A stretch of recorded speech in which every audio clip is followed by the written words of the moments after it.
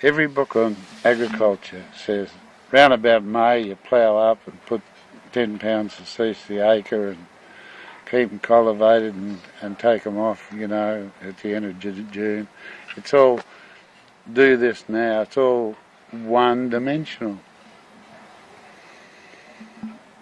Permaculture is multi-dimensional, and one of the dimensions we use is time.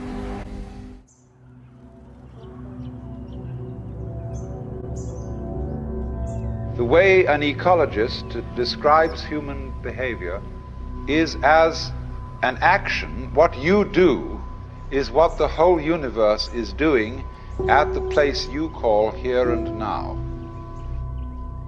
You are something the whole universe is doing in the same way that a wave is something that the whole ocean is doing. Nature, human nature included, is an organism. And an organism is a system of orderly anarchy.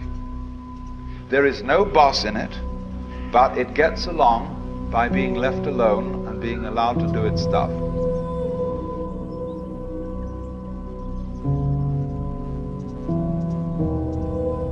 We need a new kind of consciousness. Because if we don't experience ourselves that way, we mistreat our environment. We treat it as an enemy. We try to beat it into submission. And if we do that, comes disaster. Underneath the superficial self, there is another self, more really us than I. And if you become aware of that unknown self, the more you realize that it is inseparably connected with everything else that there is. That our real body is not just what's inside the skin, but our whole total external environment. If you do nothing to a piece of land in temperate climates, it will become a forest. The forces of nature are actively moving the land towards a balanced, sustainable, and resilient ecosystem. This is called succession. In southwest England, an unusual forest is growing. Nut trees, fruit trees, shrubs, and perennial vegetables are planted in a way that mimics a natural woodland. This forest garden is the life's work of Martin Crawford, an unconventional gardener who grows 500 edible plants with just a few hours of maintenance per month. What we think of as normal in terms of food production is actually not normal at all. Annual plants are very rare in nature, and yet most of our agricultural fields are full of annual plants. It's not normal. What's normal is a more forested or semi-forested system. Forest gardens in a temperate climate tend to have 7 layers or so: high trees, smaller trees, shrubs, perennials, ground cover layers, root crops, and climbers. So it includes directly useful plants, many types of fruit trees, both the common ones and much less common fruit trees, all the types of nuts, tuber crops, vegetables, medicinal plants, timber, but also logs that you might grow other things on, like mushrooms. There are also plants of indirect use, system plants, to help the system function better, and that includes nitrogen-fixing plants, mineral accumulators, plants to attract beneficial insects to eat all your pests. Forest gardens are very beautiful places to be in, because although they're managed, the management is light, so they have this very naturalistic feel to them, and it is more like being out in nature than being in a cultivated garden. It can seem a bit overwhelming. There's so many different species. You shouldn't let that stop you from beginning a project, because you don't have to know everything to begin with. Just start, plant some trees and go from there. It's not the gradually increasing temperatures that damage plants. It's the increase in extreme events, big storms, big winds, very heavy rain, hail, droughts. By having a very diverse system, whatever happens to the weather, most of your crops will probably do fine. Some may fail, some may do better. That's very important going into the future, because we don't know exactly what's going to happen to our weather. So by having a diverse system, it gives you maximum resilience.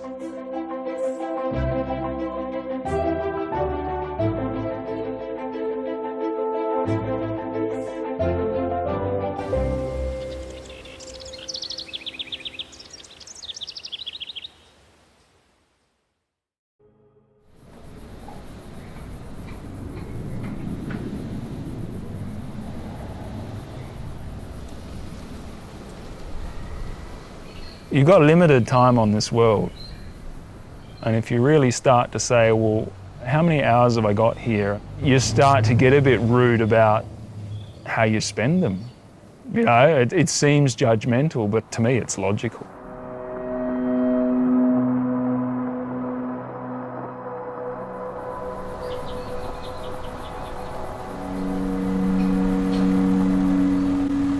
When you grow up on a farm, you're just digging holes, planting trees, observing stuff, having fun. So I think an appreciation of nature and what it could do just starts then at that early age.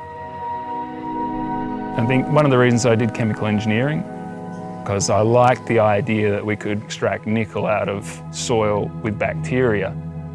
So right on then I was going, wow, you know, nature can do this. Why do we have this crazy equipment when we can just put it in a heap and throw some bacteria on it? My mum was an avid gardener and was a huge influence in that she had the love and the appreciation of nature. Family should hopefully be something that's honoured and given a lot of time. You should be making decisions that make you at peace with yourself. That's this thought of where those things meet is your purpose in life. In some ways, I'm running back to the farm because I don't really know how to deal with the craziness that's going on here other than sharing and opening people's eyes.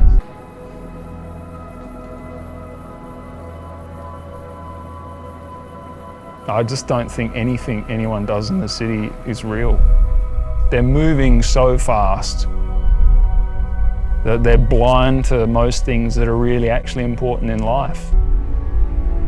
They're sold this image of what it is that makes you happy, and that is always unattainable, even if they get more money.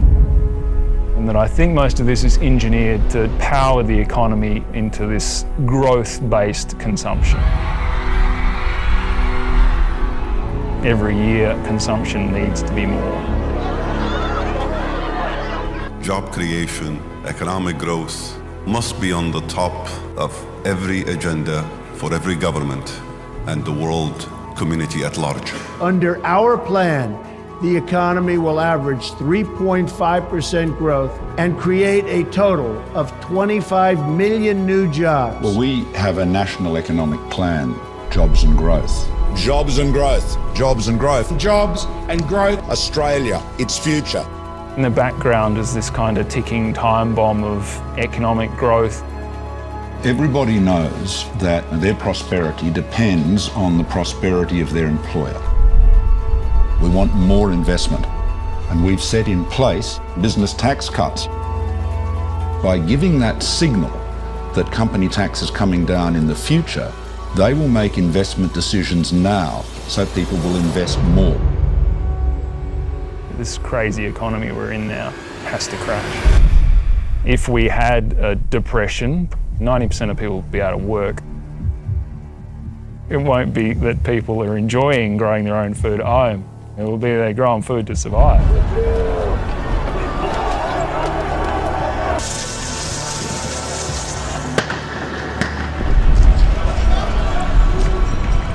When things get tough, permaculture has the most to offer. Let's face it, everyone thinks permaculture is about growing food and doing gardening, but it's actually about how to work with nature. And that applies to any system and any elements.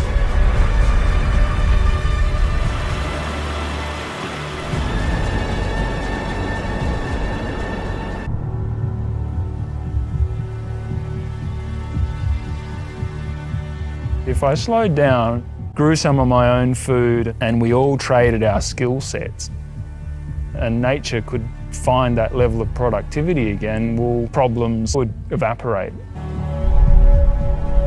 And that's permaculture design, hitting the sweet spot, finding your niche, and the more you can center yourself with that, the more you'll be happy. You just got to do what you love. Anything's possible.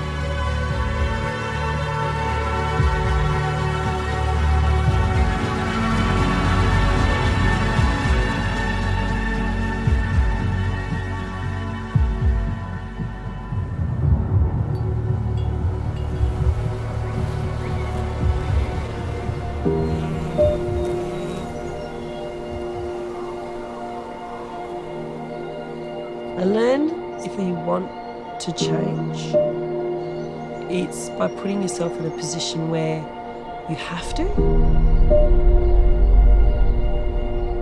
I did a challenge with my daughters who eat just from the garden for 12 months.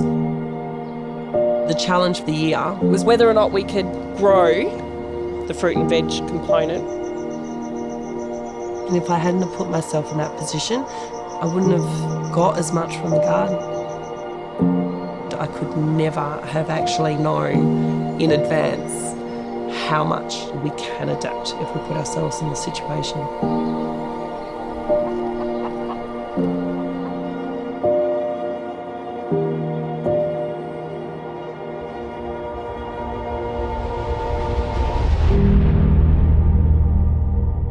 The goal was to sort of force me to utilise a garden that I'd grown in the house. I'd just started sort of looking into the idea of permaculture. I was planting all of this stuff, and then I'd go out there and it's already ripened and sitting on the ground. There was so much waste in my own garden. I'd realised that I have to find a way to not allow time to be a barrier. Being a single mum, you don't have a lot of time.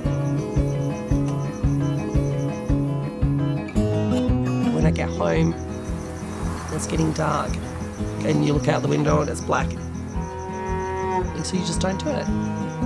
By the end of the day, the last thing that you want to think about is what you're going to cook.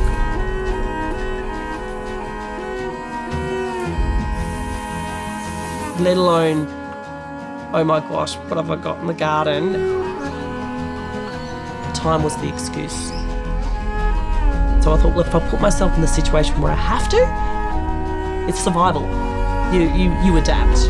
Pear, guava, sylvite, apples, lemon. I've got bananas, sweet potato, Jerusalem artichoke, corn, a pineapple, baby kale, chives. I've got spring onions. There's pumpkins, avocado. I've got eggplants, so the mulberry, which has been a really good canopy tree and is getting hammered by the wind. Everything I had here had to be edible in some form.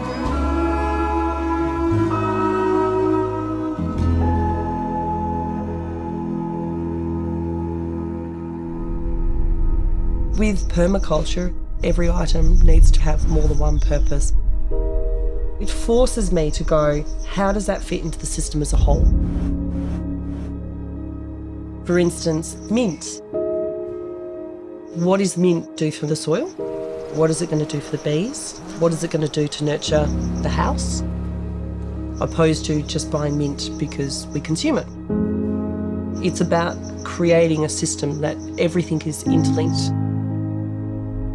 It's hooking into the system as a whole.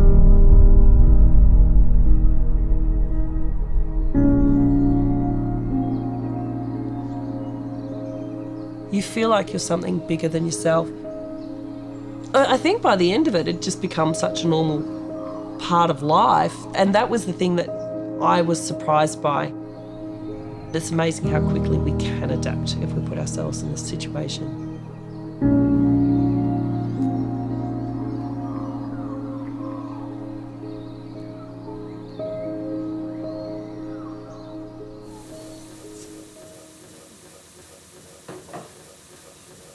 I remember somebody came to a dinner one day and they came with a bowl of broccoli salad. the season that broccoli wasn't grown. I remember looking at it going, how have you got broccoli? And I kind of, in that moment, I realised that, oh, they've just gone and bought broccoli. But my mindset was that that's not broccoli season. Like, where did you get this from?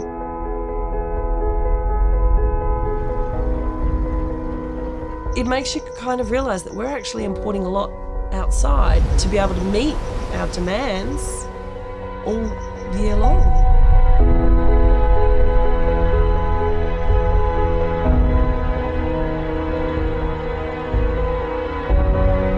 The disconnection that we have with our food is a huge problem that I believe that we have. We're so used to being able to have everything whenever we want, however we want, and at a very low cost. It's dinner. We don't value it in the sense that what's gone in to get to that point.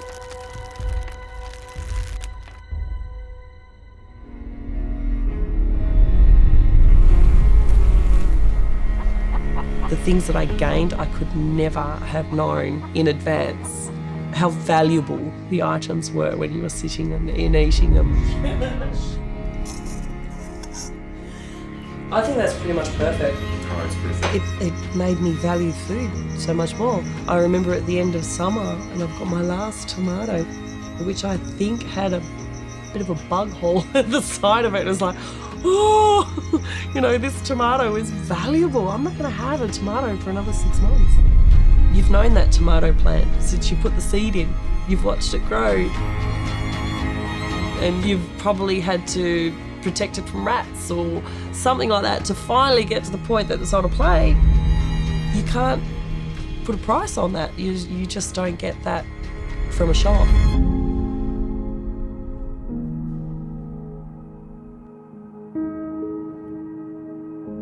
It's priceless. If I had actually tried to plan my journey in advance or thought about it and gone, can I probably would have gone, no, I couldn't, and would never have started. But I just jumped in 2 feet first, and I'm so glad that I did. One of the principles is start small. It could be I'm going to go and find my olives locally and bottle my olives for a year. Start with one garden. You do one bed, enjoy it, love it, whether it be a wicking bed or a normal bed or a bathtub or a pot. Let's go back to knocking on your neighbour's door and getting to know them. By doing this, food is free. People get to know people and sharing food. So having that feeling like it's bigger than just yourself. The beauty of it is that you start one thing, but what you'll gain, you couldn't even fathom at the beginning. It does really make you appreciate so much more what you have.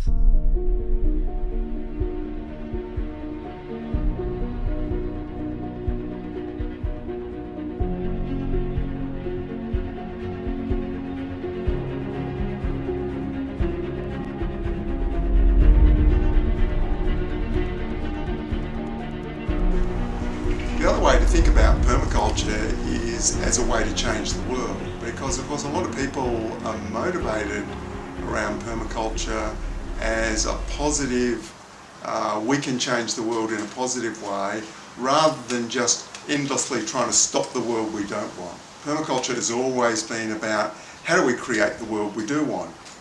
Well, when you start to think about those issues, most people think about how we change public policies, how you get the leverages of power pulled in a different way, so all the big structures in society get changed. That's an old way of changing the world. The sort of new way that's now sort of well proven, but still a lot of the politicos, the people who think about how do we change the world, haven't caught on that actually by changing yourself and what you do yourself, that is actually not just a little stepping stone to contributing to a larger change, it's actually arguably the most powerful thing you can do.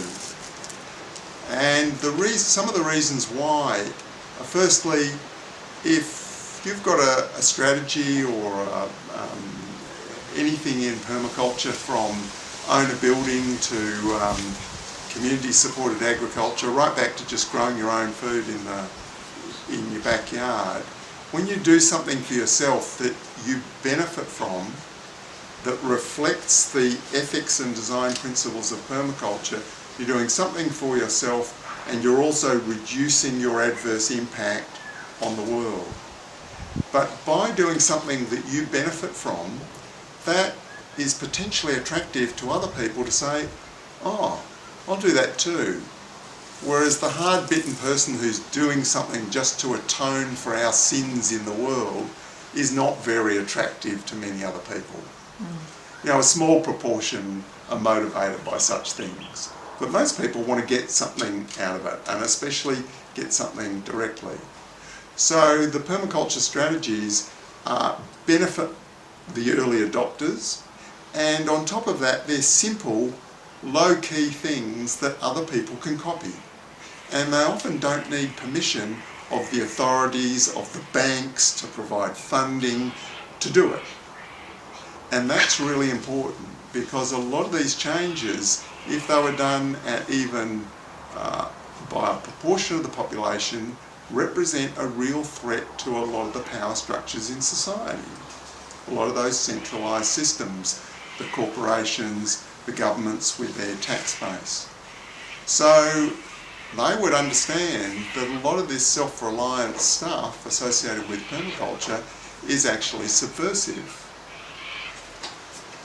And so if it really took off in a large way, it might be not just not assisted, but attempts to prevent it.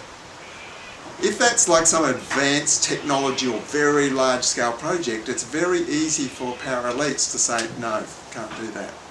But if it's something that you can do at home, it's very, very hard to stop it. So on top of that, that copying allows rapid evolution where you improve the thing, because you do one example and then you copy it and do another, and you get this incremental improvement. If we did big projects that are all driven by sustainability concepts but represent massive reallocation of society's resources, it always will end up as a mess, because somehow the complexity of those things, you might have the ideas, but when you actually go to do it, it's never quite right. So the small scale replication rather than big giant projects is a good learning process. And it also allows people to adapt the solutions to different situations. And that's very, very important, because every situation is slightly different. And then when you get more people doing it, that gives you, if you like, the lobbying power of, well, there's all of us over here doing this. We've got a bit of a power base through autonomy, not a power base through shouting louder to get the authorities to change policies, because that's really a powerless way to go about things. And we can see in the last 30 years how mass movements to get structures to change direction have actually been harder and harder to get those changes, and requiring more and more mass movement resources. Whereas when we just do something that supports ourselves and provides an example to others, it's actually also the leverage towards a larger positive change.